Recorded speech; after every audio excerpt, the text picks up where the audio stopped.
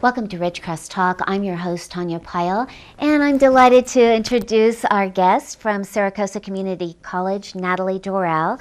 Thank you so much for joining me, Natalie. Thank you. And so you're the marketing director at Cerro, or? I am the Public Relations Marketing and Development Manager. Oh, okay.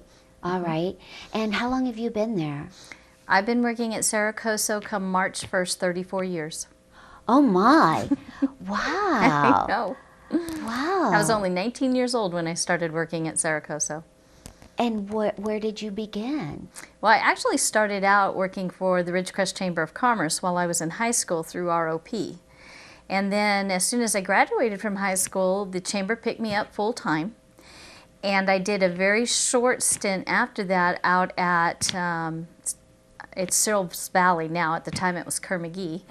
At the plant in Trona, and then there was an opening up at the college, and I went to work up at the college. In marketing? In marketing. Started out, this is exactly the same place I've started. I started out in information development and alumni relations, and then I ran the bookstore for 15 years, and then I went back into public relations marketing and development. Uh-huh.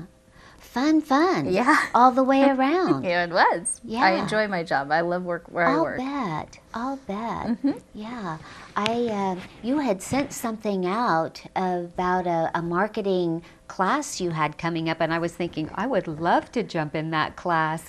But, of course, it gets harder and harder when you're working, and a lot of people with family and things like of that nature, it gets more complicated to take classes and things for fun. So absolutely. The time to take it is really right out of high school. So when you were 30, now the college has only been here 43 years. Oh, 43 years. But did you go to school at Cerro yourself? I did Wonderful. Go to school at Cerro. I'm a 1988 graduate of Cerro.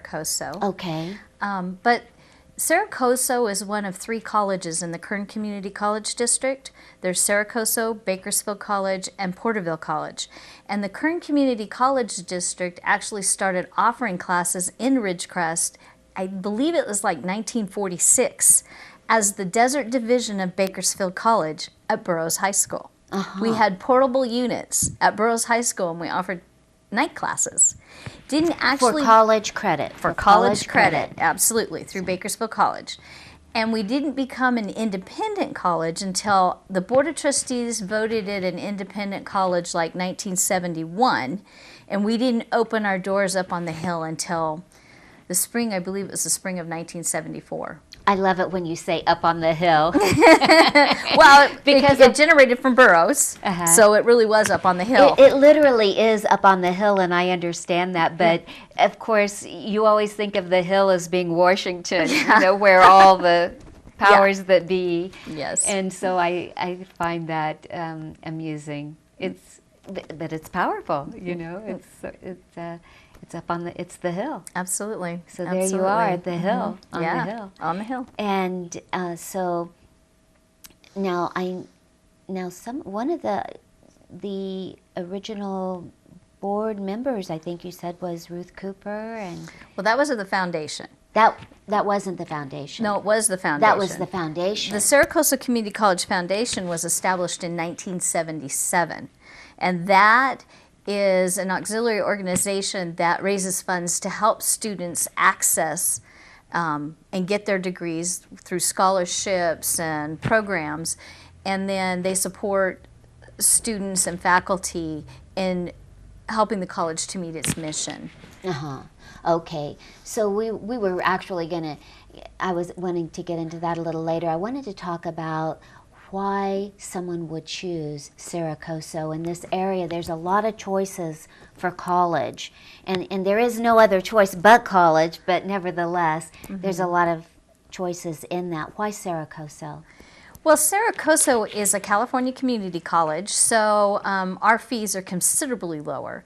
And when you're local and you go to school local, normally you don't have to pay all those exorbitant fees for tuition and things that you will if you go to a Cal State or a UC.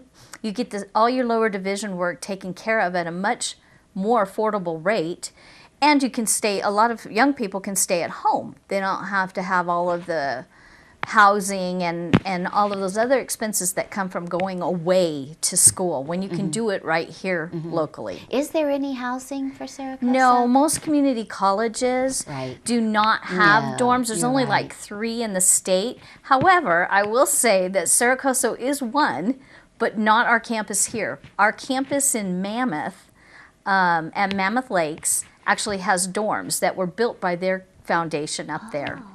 Wonderful. For students. So they have student housing in Mammoth. But it's not actually controlled by or owned by the college. It's owned by their foundation. But I always think it's wonderful just because you don't have a lot of time as a student. You should be hitting the books. And if you're driving or commuting really to college, it's a lot of time that you could be devoting to your area of study. Absolutely. So it does have that great advantage. It also offers students who are working the opportunity to go to night classes and take classes at night or during lunch hours, or it's much more convenient for the working parent. I can tell you, I was a mother. I had a young son while I was attending school. He was 4 years old when I graduated from Cerro Coso, and I couldn't have done it if I hadn't have done it locally. I just couldn't have. And so, we've got about a minute left, but I really love that you've talked about the fact that we have a lot of instructors that have an expertise that you don't find anywhere else. Elaborate on that a little bit more. Well, Cerro Coso is really fortunate that we have some amazing full-time faculty members who are experts in their fields of study, and but we also are fortunate that we have this expertise off of the base and in the community that we can draw on as adjunct faculty to teach these classes. So a lot of the teachers in the classes... What would be some of those courses? Oh, engineering courses are a great example. Computer science courses, business courses. Math. Well, math is mostly, math. Well, I think of math and engineering. I mean, they go hand in hand. They do. And we do have a lot of adjuncts in math, but we also have quite a few full-time faculty members in math as well. So we have the expertise off of the base that we get to pull on. It's just amazing, and through our contractors and the local community. Well, we'll be right back and talk more about the history of Cerro Coso Community College. Okay. We'll be right back.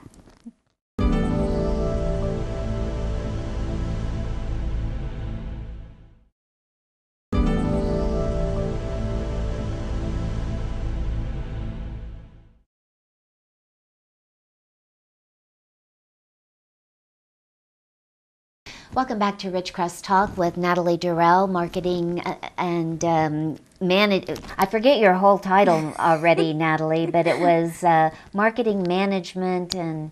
It's public relations, marketing and development manager. Public relations, marketing and development manager. Right. Very nice.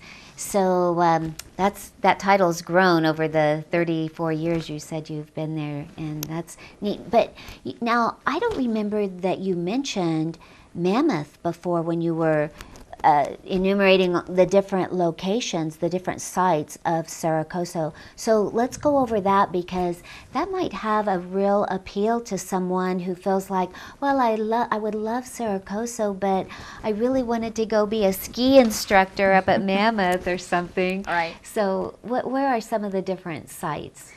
Okay, Cerro Coso has basically 6 different, well, maybe 7 now actually, 7 different instructional sites. Okay. We serve the largest service area of any community college in the state of California, all the way from Mammoth Lakes, all the way down to Edwards Air Force Base. So we have a location at Edwards Air Force Base. We are in the process of opening up offering a program into Hatchapee, which is new to us. We've just started offering classes there, so we're just getting that up and going. We have a site in the Kern River Valley in Lake Isabella. We have one in Bishop, and we have another one in Mammoth Lakes at our Eastern Sierra College Center. That being the furthest? That's the furthest, but they actually draw students in a Bridgeport area down, and they draw from all of those areas. Right. Very interesting. I was very surprised to learn about. And of course, you have the online. And then online, which is all over the world. We do serve 2 military bases, one being the one here, and Edwards Air Force Base. I personally have a son who is in the Army stationed in Germany who takes classes with us. He started the program up there, went into the Army, and continues on his degree while he's serving in Germany. Very smart. And that's a lot of our military. That's the wonderful thing about online. We saw a really huge increase in our online population of students after 9/11. Because then they would get deployed, they could continue to take their classes wherever they were. And it didn't affect their schooling as much as when they were taking classes on the base or out in town. Interesting. Interesting. Very nice. So then now let's go over a little more of the history of Cerro Coso Community College. Okay. What brought that into, you said it was 40? Well, they started offering classes here in the 40s, right, at Burroughs High School. And then they opened the building up in 1973. And in 1973, when they opened their doors, they already exceeded the population that they were originally designed, built to serve. And over the years, we've seen... You mean the population of students? Population exceeded what they anticipated. Oh, right? Okay. So it was somewhere around 750 students back in they originally anticipated. We have about 2,600 students now on campus here, and then we serve about between 49 and 55, just depending on any given time, through all of our different sites pulled together. Interesting. Interesting. So it's grown, and what have been some of the most exciting things you've seen change in your experience with Cerro Coso? Well, when I first started at Cerro Coso back in 1981, it was one mega building, and everything happened in that building. Okay. Shortly thereafter, the occupational labs were built that's housed our automotive, our art, and our welding programs, which are now have expanded substantially. We no longer have automotive and machine tool, but we have other programs that have replaced those. And those facilities have grown substantially. The child care center has been built. The gymnasium was built. The athletic fields were built. And so we are currently undergoing a $16 million project just on completely remodeling the main building, the original building that was built. What about, they have the art and the sculptures and things, and very popular art program. Very nice. Yes, we have some amazing But that instructors. park that has those sculptures it's Some beautiful. were made by students, some were made by faculty members, and others were donated to us for display in that garden. It's the Luis Muro Sculpture Garden. Okay. Dedicated to them. So you mentioned 16 million is sticking in my mind. Whoa. That now, how is it? Is that funded? We're state funded, and yet at the same time, is that from property taxes? What happens? That was a bond that was passed in 2002. The way they fund construction projects for all colleges, Cal States, UCs, and community colleges, they have pots of money that are not part of your general funding that you get from the state. Okay. And so sometimes that money doesn't go very far. Obviously, it's not enough to carry all these aging facilities that have been around. Some of them have been around. Bakersfield College celebrated their 100th anniversary last year. So some of these colleges, the buildings are just decaying and need construction, and the money doesn't go far. So often what happens is the community is called upon to assist via floating bonds in different areas to help construct those facilities that are needed to keep up with the state-of-the-art programs that are needed to keep our students and prepare them for the workforce.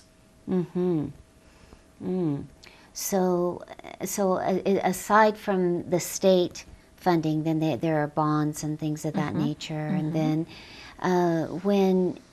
now, how much is it to go to Cerro Coso Community College, by the way? Because I think when I moved to California, the community colleges, I'm pretty sure there was no charge, or maybe, I'm thinking maybe $5.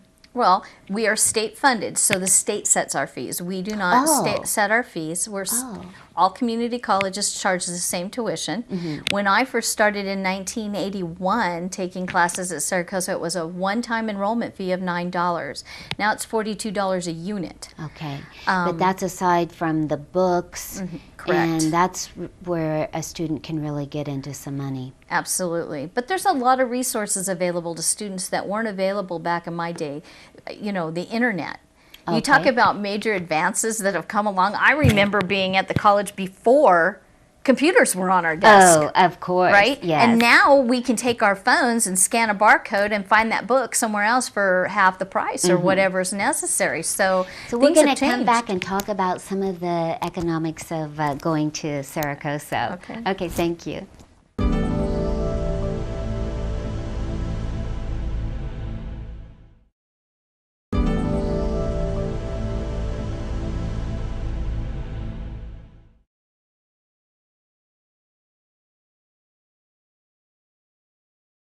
Welcome back to Ridgecrest Talk with Natalie Dorrell from Cerro Coso Community College. And you were telling us about the costs involved of going to school. We're up to $42 now. A unit. A unit. A unit. A unit. Oh, that's a right. unit. Yes. Okay. So it's not just a flat fee. No. An entry-level fee. No. It's a unit. It's a All unit. right. So then... This is, I had, on my way here, as a matter of fact, I was thinking about a thing I read that said your foundation chairwoman, Dotsie, is it Cronin? That she had said that partnership is so important. And I saw one of your signs for your upcoming event, your Denim and Diamonds Gala. Yeah. So am I dressed appropriately for a Denim and Diamonds Gala here? I thought it would be perfect. You look perfect. Denim and diamonds. It's whatever you want to wear. We really don't care. It's about having fun and having a good time and raising funds for students. You know, even though we are the best bargain around, and if you're looking for the make your dollar go the furthest, Always. when you donate to a community college student, it touches 3 times as many students as that of a dollar that's donated to a public university, and 10 times as many students of that as a dollar that's donated to a private university. So it goes the furthest when you're donating to your community college. And our students, last year our foundation awarded over $69,000 in scholarships to Cerro Coso students. That sounds like a lot of money. But if on average a student is paying $2,300 a year to attend classes full-time, 12 units or more, and many of our students are more than 12 units, if they're paying $2,300 and every student got $1,000, how many scholarships would that be? It would only be 69 scholarships.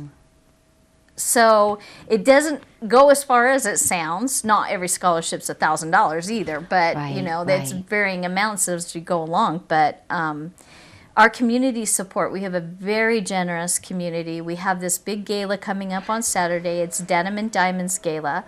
Our presenting sponsor this year is Ridgecrest Regional Hospital.